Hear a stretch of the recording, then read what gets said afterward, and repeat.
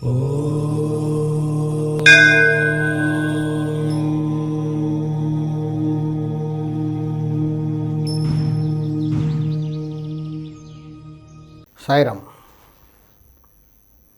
మనం అక్కడక్కడ కొన్ని ఫ్యామిలీస్ మనకు కనబడుతుంటాయి. చాలా దీనస్థితిలో ఉంటారు. పెద్ద పెద్ద ఇళ్ళు ఉంటాయి, కార్లు ఉంటాయి, చాలా పెద్ద పెద్ద ఇళ్ళు. ఒకప్పుడు బాగా బ్రతికిన వాళ్ళు, కానీ ఇప్పుడు థర్డ్ జనరేషన్, ఫస్ట్ జనరేషన్ వాళ్ళు బాగా సంపాదించారు, సెకండ్ జనరేషన్ వాళ్ళు ఊరికే కూర్చొని తిన్నారు, థర్డ్ జనరేషన్ అసలు ఏమీ లేదు. కూర్చొని తిందామన్నా ఏమీ లేదు, అక్కడ మొత్తం కరిగిపోయింది. చాలా దీనస్థితిలో ఉంటారు. కొంత ఇళ్ళల్లో హ్యాండిక్యాప్స్ కూడా కనబడుతుంటారు మనకు అక్కడ. థర్డ్ జనరేషన్ వాళ్ళు, లేదా నిర్వంశం అయిపోద్ది. పెళ్లి చేసుకున్న వాళ్ళకి మళ్ళీ థర్డ్ జనరేషన్ మళ్ళీ సంతానం కూడా కలగదు, ఇంకా అక్కడితో ఎండ్. సో దీనికి కారణం ఇలా చాలామంది ఉన్నారు. ప్రతి సిటీలో ప్రతి దగ్గర ఇలాంటి వాళ్ళు చాలామంది కనబడతారు. ఒకప్పుడు బాగా వెలిగిపోయిన వాళ్ళు, కానీ ఇప్పుడు ఏమీ లేదు. Very sorrowful state. వాస్తుపరంగా మనం చూస్తే, కొంచెం ఎక్స్ప్లోర్ చేస్తే ఏంటంటే తెలిసే నిజం, అక్కడ ఈశాన్యంలో దోషం, నైరుతిలో దోషం. అఫ్కోర్స్ వాయువ్యంలో దోషం అంటే అమ్మేసుకొని వెళ్ళిపోతారు, ఆ ఇల్లు వాళ్ళ చేతిలో ఉండదు.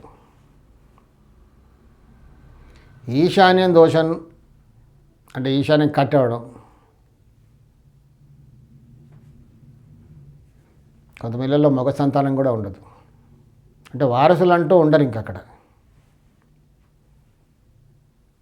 వారసుడు ఉన్నా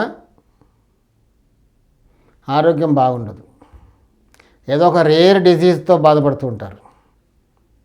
ఇలా డబ్బున్న వాళ్ళు కూడా ఉన్నారు ఇప్పుడు. సెకండ్ జనరేషన్ వాళ్ళు బాగా డబ్బు ఉండి కూడా మగ సంతానం ఏదో ఒక రేర్ డిసీజ్తో బాధపడుతుంటారు. ఎన్ని లక్షల కోట్లు ఖర్చు పెట్టినా అసలు అంతుపట్టదు ఆ జబ్బు ఏంటో.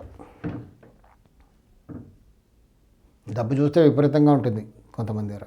దీనికి కారణం ఈశాన్యంలో దోషం ఉండడం, ఈశాన్యం కట్ అవ్వడం, లేదా ఈశాన్యంలో ఇలా వంకరగా ఉండడం, మొత్తానికి ఈశాన్యం లేకుండా ఉండడం. ల్యాక్ ఆఫ్ ఈశాన్యం అంటాను నేను ఇంగ్లీష్లో.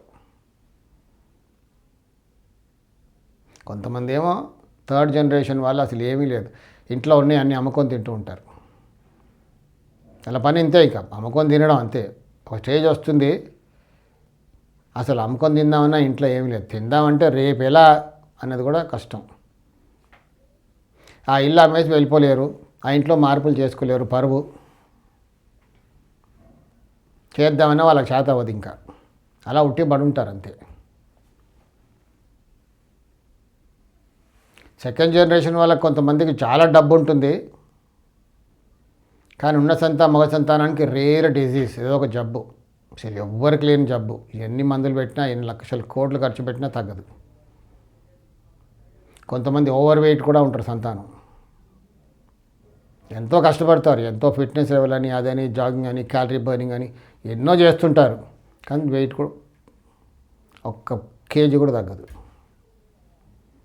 దీనికి కారణం ఈశాన్య దోషం, నైరుతి దోషం.